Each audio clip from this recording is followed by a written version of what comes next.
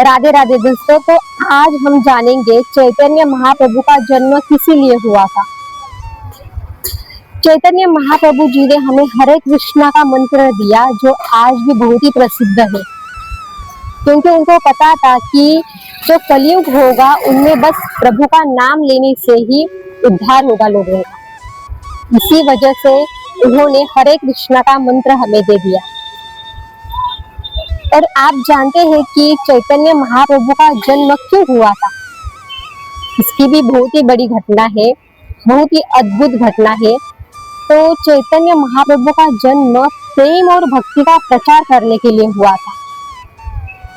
और कहा जाता है कि उनका जन्म हुआ तब चंद्र ग्रहण था, तो मतलब बहुत ही अच्छा दिन था। और उनका जन्म एक नीम के पेड़ के पीछे हुआ था। उसी वजह से उनको निमाई नाम से भी जाना जाता है।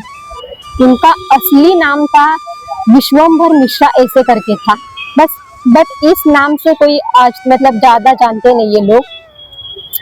तो निमाई जो थे वो बहुत ही चतुर थे, चालाक थे।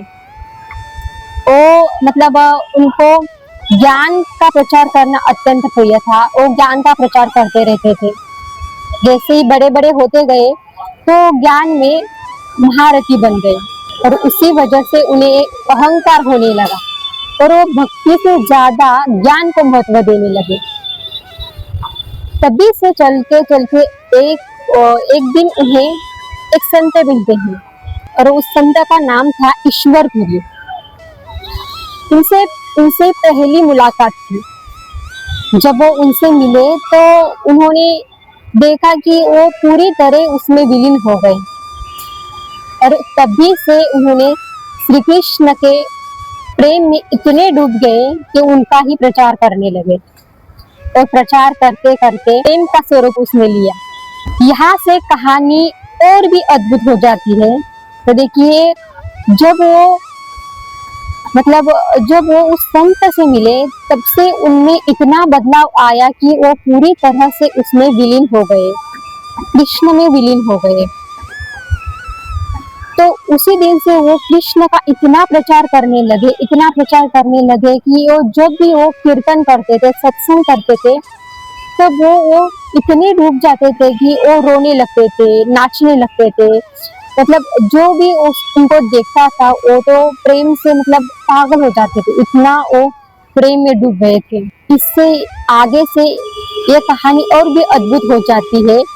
कहते हैं कि चैतन्य महाप्रभु कोई साधारण मनुष्य तो नहीं थे, वो तो स्वयं श्री कृष्ण का अवतार थे, ऐसे भक्तों का मानना है।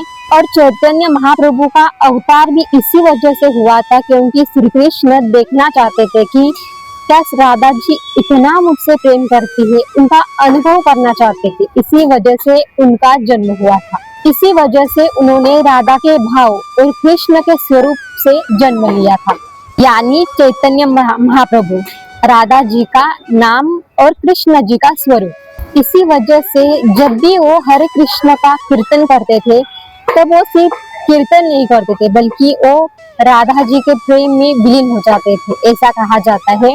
वे सैकड़ों गलियों में, सैकड़ों मंदिरों में नाचते हुए, गाते हुए श्री कृष्ण का नाम जप करते थे। और नाम जप कैसे करते? हरे कृष्णा कृष्ण कृष्ण हरे हरे, ऐसे करके वो नाम जप करते रहते थे। और फिर बाद में उन्होंने अपने माता पिता, अपनी पत्नी का त्याग करके उन्होंने संन्यास लेने का निर्णय लिया, केवल श्री कृष्ण के वजह से। वो इतने उसमें विलीन हो गए थे। इसी वजह से उन्होंने पूरे भारतवर्ष में भक्ति का प्रचार किया। अब है उनके अंतिम समय की घटना। जब उनका अंतिम समय आया था तब वे जगन्नाथपुरी में थे, और कहा जाता है कि जब वे जगन्नाथपुरी में गए तो अदृश्य हो गए।